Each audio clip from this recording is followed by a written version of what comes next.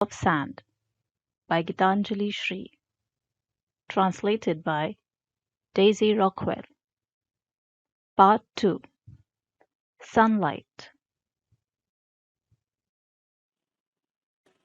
Chapter 54. Betty's face looked blurry in the morning haze, as if her outline had been erased. But more on that matter later, which means right now. When she jerked up her head just a teeny bit from her work, which she wasn't actually doing, one could see that a housewife was emerging from the blurring outline of her face. Betty rose to start preparing dinner.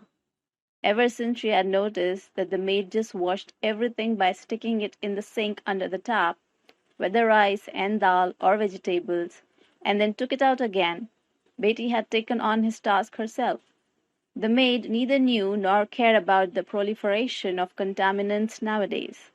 Betty paid special attention when it came to greens. Fenugreek, cholle, spinach, batua, beet, greens, dill, lettuce. The maid just cut off the roots of the spinach bunch. Betty had pulled the leaves apart and showed her how some of the leaves can get cut off that way, and you should separate them over a newspaper and spread them out, tearing the stalk from each and every leaf. But in response, the maid just stormed out. If I must be the one to do it, I'll do it, Betty decided. I'll also get the wheat flour out. What, we're out of onions already? We seem to be running through sugar rather fast. What items should I remove from the kitchen? How much should be kept under lock and keys? Why do maids always insist on adding too much salt and making everything swim in oil? How can I keep a constant watch? Will she cook the bhaji with too much water and make it soggy? And when I told her not to use so much water, she burned the food so she could say, "Look, it burned." If you don't cook it slowly, how will the flavor come? And you'll make it watery. Betty watches silently, and the maid whines and complains. Might as well start doing it herself. But how can she make so many things all by herself? Rosie says even food needs companions. If you make dal, then it wants the roti and sabzi to join in. Then they all demand the company of ghee, chutney, salad, raita, and a little rice. All of them come together and call out for sweets. Amma says there should always be a little in case someone shows up, so you can offer it to them. Even food has a joint family. Ah, hi, mumbles Betty to herself as she putters about. She removes the weight from the pressure cooker and blows in the hole to make sure it was cleaned properly. She removes the rubber sealing ring and runs her finger along the edge to make sure there is no dried food stuck to it. Hey Prabhu, she murmurs to herself. Should I go and check on her? She asks herself. Yes, go check, she answers herself. She opens the door for the maid. Now she'll ask me what she should make. Tell me what to make. And Didi, give me some money. I have to get mustard oil. Mataji says if Bahu madam comes, I should make sag pahita the way I made it last time. Then she can take it for your brother. Sag pahita. Betty stared into the void. Sag pahita, affirmed the maid. Dil, spinach, split urad dal. You want to get all this? No, we have them all, the maid explained. Then what are you asking for? Snapped Betty. For mustard oil. To put in a tadka for garlic and oil at the end. Then why are you shaking the duster in my face? Are Didi. The maid laughed with embarrassment, putting the dusting cloth to the side. I was showing you that it's torn. I have to get one of these too. Then get one, Betty agreed. Money, cried the maid. Don't yell. I told you not to ask for an advance, and you just asked for 10,000 to go to a mundan. No, I mean money for the vegetables, the maid cried even more loudly. Vegetables? Had Betty forgotten? Sakpahita.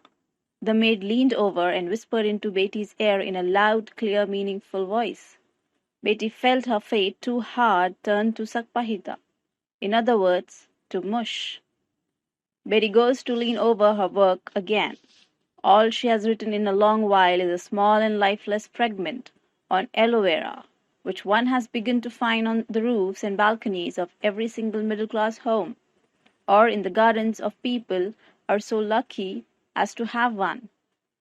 In my childhood it was called gavarphata and considered worthless, a weed, but now it's become a gift and party favor at kiddies' party and anniversaries. It's carefully tended and blossoms happily.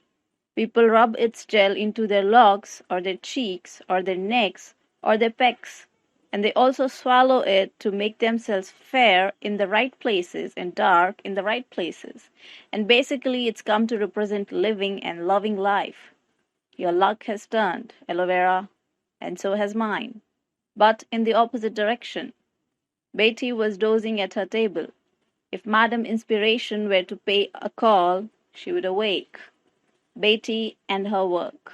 But unlike Rosie, Madame Inspiration is not a daily visitor. Betty hears her sometimes, even now. She starts and turns. Surely, it is she who peers in?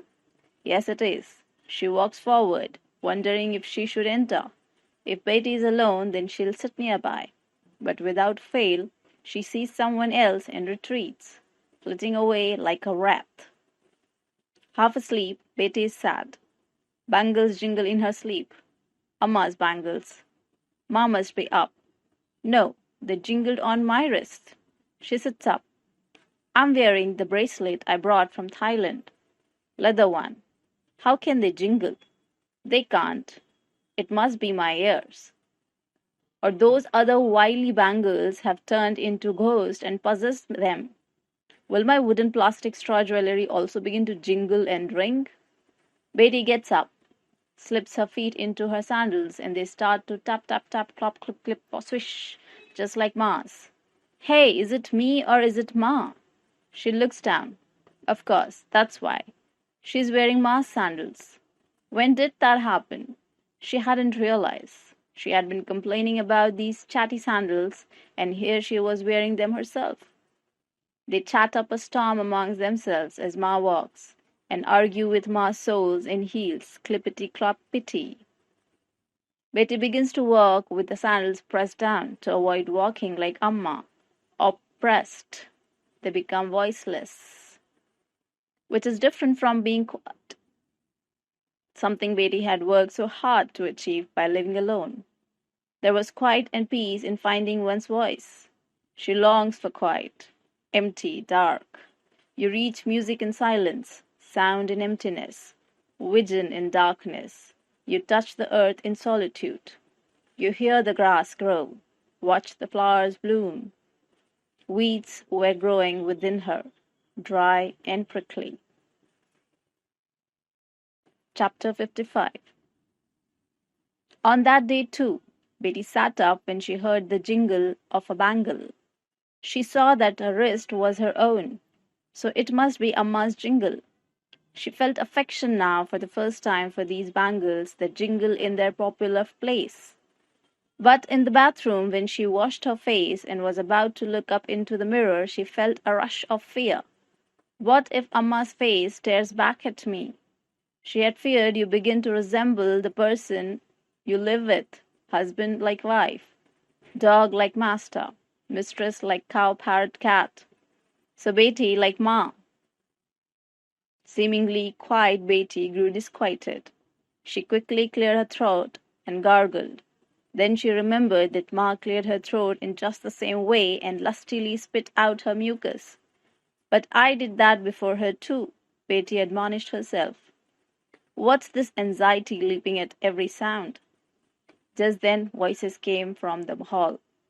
Ma's bangle chimed in again. Betty put on her dressing gown in the guest room and tiptoed out in fear of sandal sounds. Amma stood at the ready, with Rosie at attention. KK was giving his driver instructions. Where are you going? Betty asked. The sky is clear, Amma said, and left, as though she were going for a drive in the sky. Ma would fly up wrapped in her new embroidered cloak, free as a bird.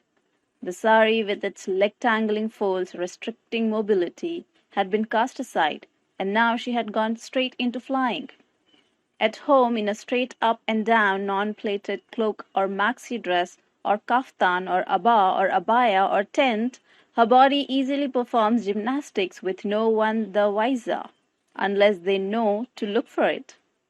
Raza Tailor Master sent her this free and fun attire via Rosie, tricked out with old Belgian lace or antique Parsi borders or soft embroidery, and Rosie said, "Have fun, Baji. Spread your wings and fly. Raise the hem when you want to scratch and itch. Let it fall and becomes a mosquito net. If you can't control the pressure, then just sit down anywhere and relieve yourself, as though you are inside a tent. There once was a burqa," Rosie explained, "which reached the ears of not working Betty, and the lady hidden in it darted among the cars in a three-wheeler, got out, walked along, and sat right down by the side of the road, and no one saw anything, not even her face. If it were a sari, then you would have to stick a leg out here, fix a pallu there. What a bother!" KK looked oppressed regarding what he would do until his car was returned. "Will you drink coffee?" he asked. Betty didn't retort that she drinks tea in the morning. She just walked forward, avoiding eye contact, and sat down for coffee. She felt that, to speak, she would need to translate what she said into some other language. But how? Translation isn't easy. If you think you need only take 2 sips of English to be able to translate, and that you'll understand Bihari Satsai simply because you heard Braj as a child, you are sadly mistaken. Translation is a tricky business. Tedi kheer. Trickier and twistier than our little jalebis can handle. Stories contain meanings that aren't always apparent. In an academic translation, you get exhausted trying to find the right technical language. In literature, there are moods and vibrations, and if you want to sell the translation, the translator and writer must ask the publisher for money so they can do the work, otherwise why bother? And what can the publisher do once he has locked up his money in a place to which he himself has no access? So translation can turn into an absolute catastrophe where smile means knife and eat is feed and you have arrived is "why don't you leave?" and of course is "oops, I'm trapped." And because "why not?" and certainly means "I'm done for," and etc. becomes infinity. And Amma transforms into childishness and Betty into maturity, and even more terrifying than how to find the right words.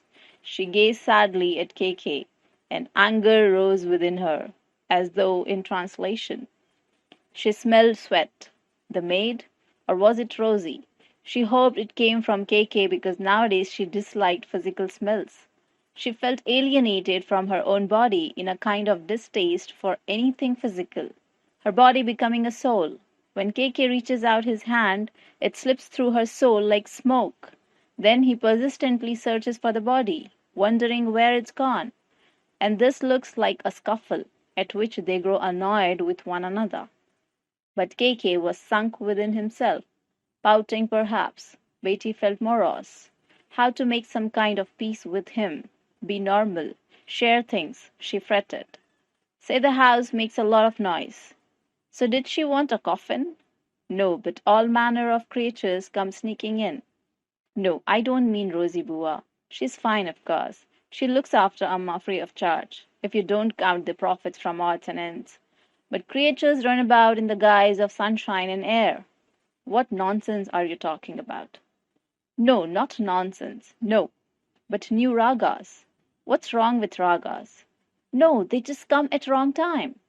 Ma decides what we'll hear according to her mood, and she'll put on Darbari in the afternoon and Fado in the morning. Rosie has stuck a red bindi on the play button so that Ma can keep the music going even with her eyes closed, and Amma plays Sufi Fado Ghazal, out of order according to her mood. Now you're complaining about Amma? No, about the different resonances and vibrations, the rhythms and the rhymes, about the dhwani. And how can Betty explain that dhwani is the hardest thing to translate of all? I mean, just look. The whole house is quivering as though it's not made of mud plaster wood in the walls, glass in the windows, but rather veins, nerves, breaths, eyelids. But now the house is quiet. Ma has gone out, and the mosquitoes, flies, and spiders have all gone to sleep. Betty is not speaking. The silence is heavy. When will Ma come back? She asks. Outsiders will tell her now about her housefolk. KK is making himself very much at home. She's looking for an excuse to ask for the key back. He enters fearlessly, turning the key from the outside. What must Ma think? She must wonder if he did that before too. And why did he come then? Rosie and Co. must also be concocting juicy tales. And Bahu has got fresh masala for her chew crew. Rosie's taken Ma over by the lake to the Saturday market to buy lightweight sandals. You can get them in every color. This information seemed weighty to Betty, and exceedingly dark. Where is the lake? She wondered amidst her gathering depression. Daily a new beginning. There is no pressure to follow set customs in my home.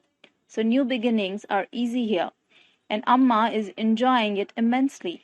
But I could have got her sandals. And why across this lake or whatever? The allure of cheap. Rosie's cheap thinking. The prices will fall by the evening when the shopkeepers hustle to gather up the market. They light their lamps with the generator and emit pollution, and Amma will come home coughing, she said, attempts at conversation. Why would they wait until evening? They'll be back by lunchtime, said KK irritably. I'll leave. Betty's depression increased, as did her anger and the sense of being an outsider to every decision.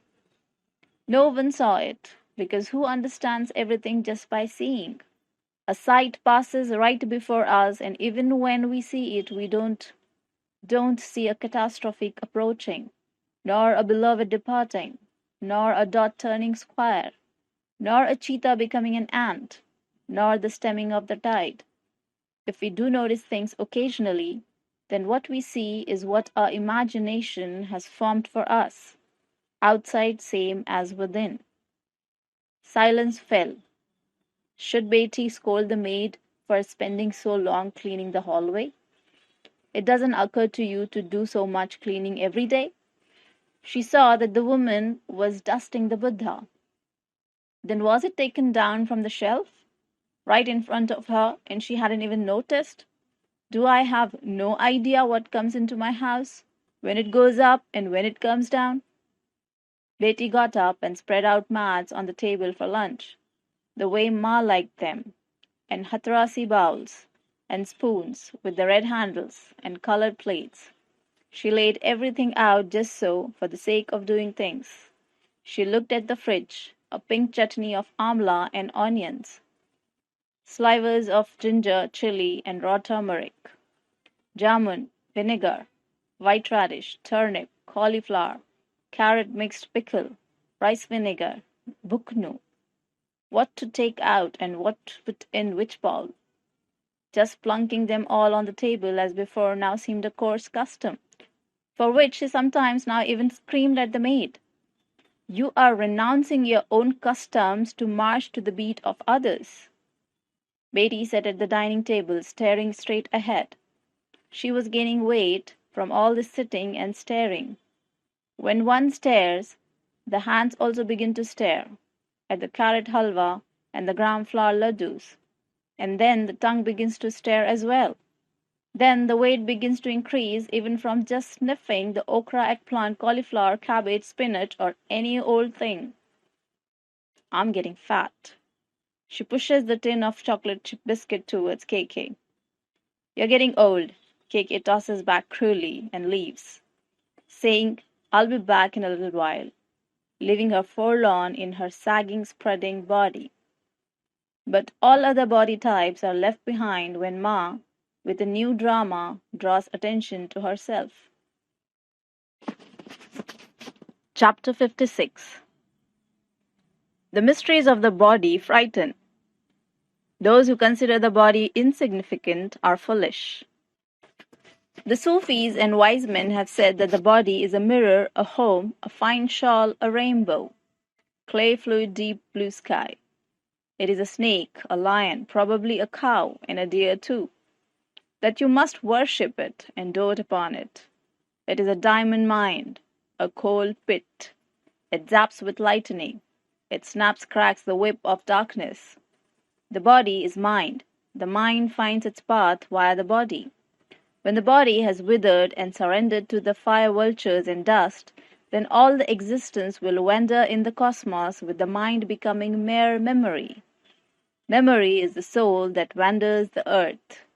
We reach out to grasp a wisp, only to feel it slip away. Thus, to understand the body, one must first know the earth.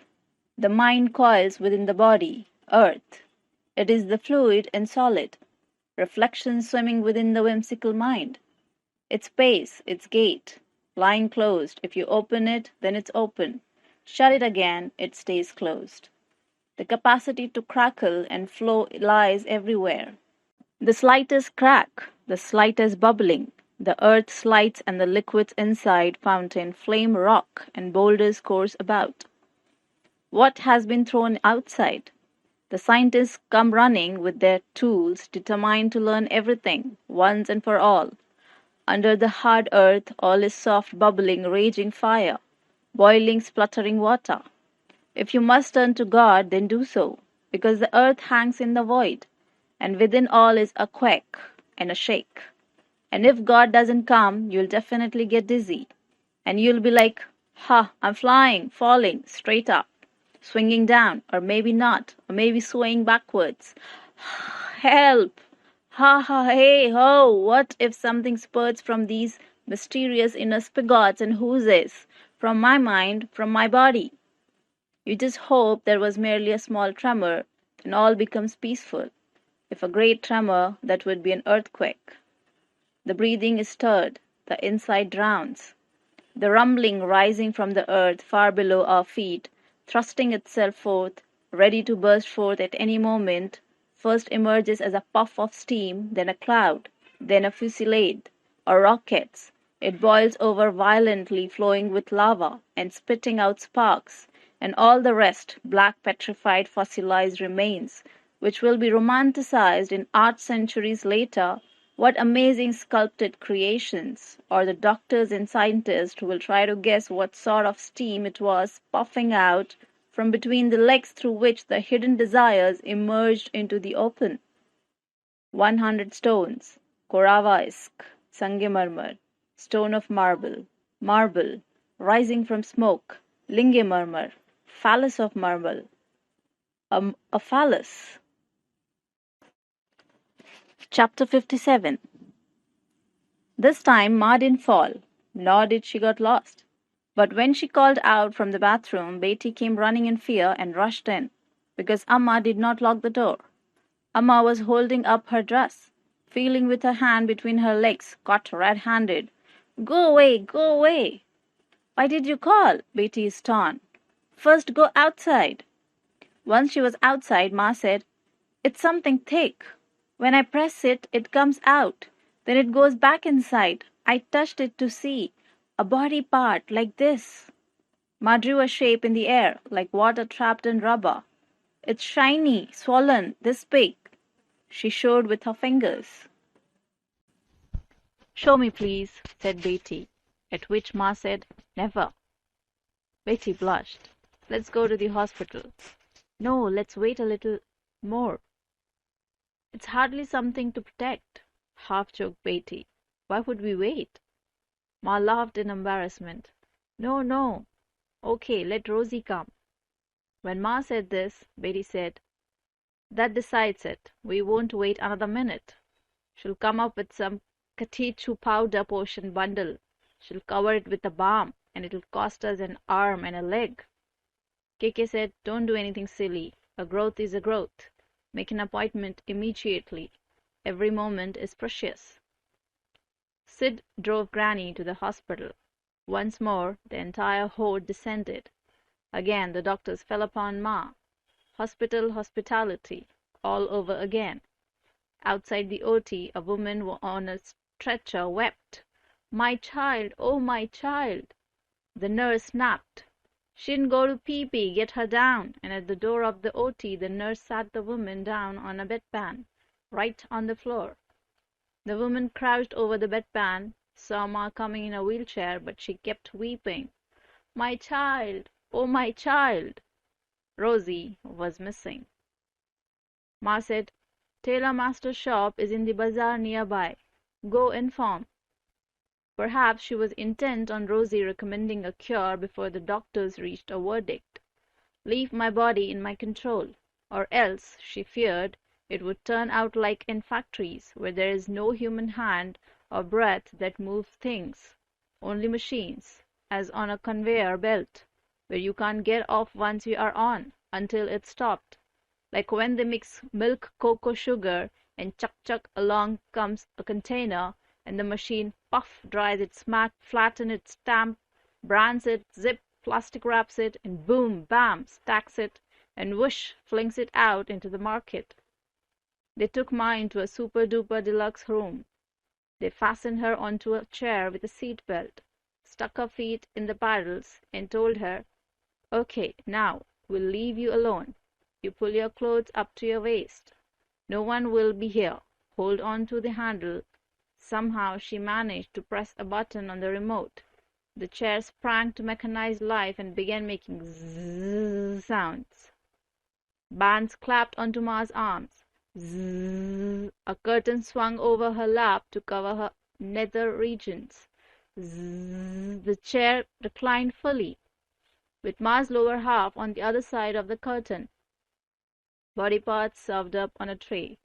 The tongue snatched, lifted with a little spoon, smoothed with a knife. Zzz. Suddenly the chair straightened, the curtain lifted, the cloth covered. A throng of doctors entered. They thrust Ma into a wheelchair and dropped her back into her family.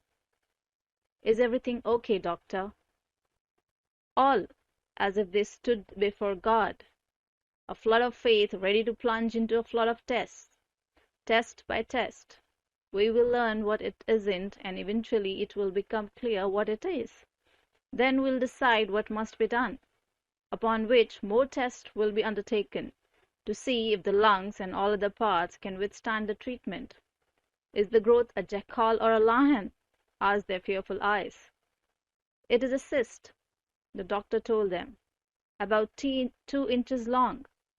Shh! The other doctor, standing nearby, stopped the head nurse standing in the corridor from taking too long.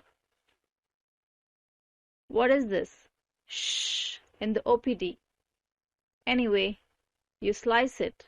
It's a shishan. It's a penis. Shishan, Ma whispered. In my old age, I'm growing a penis. Yes, of course. But is this fiction?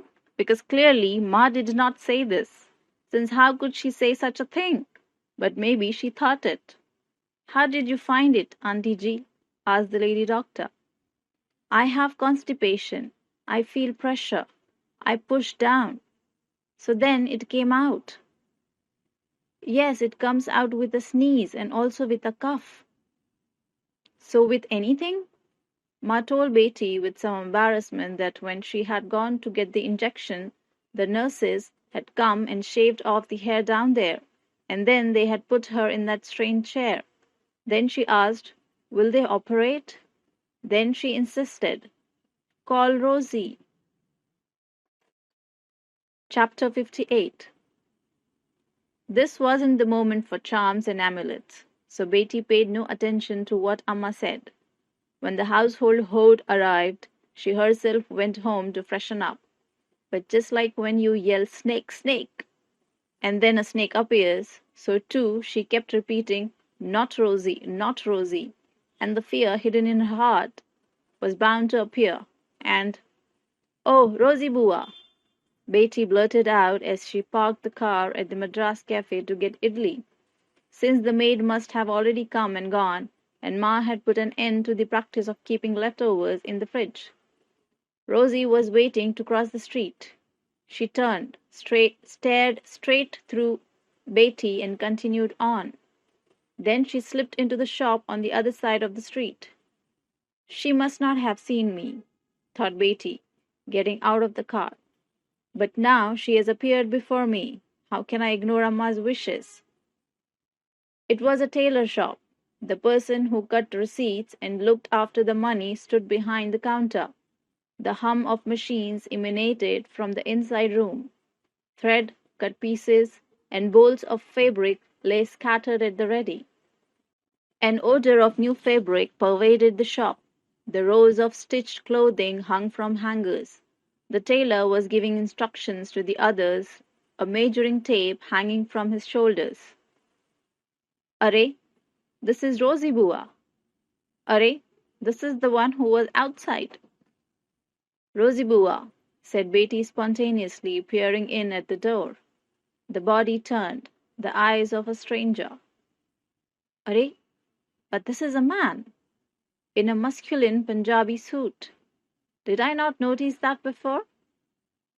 Same height and build, same face, but eyes of stone, lips sewn shut, a cigarette packet peeking from his pocket, a small pencil stuffed behind the ear, hairy toes, an embroidered Islamic cap on his head, surma rimming bespectacled eyes, measuring tape slung around his neck, swinging from his shoulders, scissors in hand. Who are you looking for? Polite but cold, unrecognizing eyes. Betty was startled.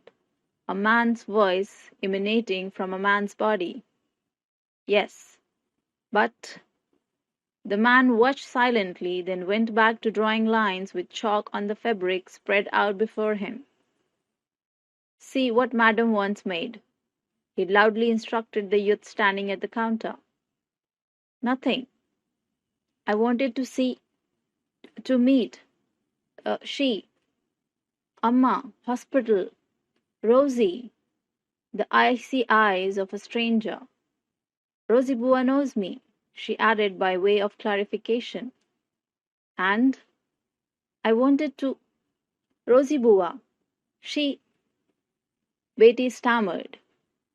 Just then another woman entered growling. Tailor, Masterji, my suit. The tailor turned and called inside. Is it done? From inside a voice. No! You had said Tuesday. Come get it on Thursday. The stitcher has gone to his village. We have 2 people on leave. Arre, Masterji, she reproached. And my dupatta? It's not wide enough, I told you. There won't be any cloth left. But the cloth seller was saying, he sells cloth. I tailor. What will we accomplish by saving bits of cloth? Should we be making handkerchiefs? Raza tailor master doesn't do cut piece work. But Masterji, please come on Thursday. Right now? The tailor perhaps turned towards Betty, but she was already outside the shop. Was this Raza tailor master, or Rosie's twin, or Rosie? Already she was a river flowing in both directions. Wasn't that enough? How many directions would there be now? And now Ma facing in 2 directions as well. Betty's eyes clouded with tears of anger and confusion. Or because, will anything be in my control any more? Or because, will nothing ever be the same? Or because, why don't I understand anything?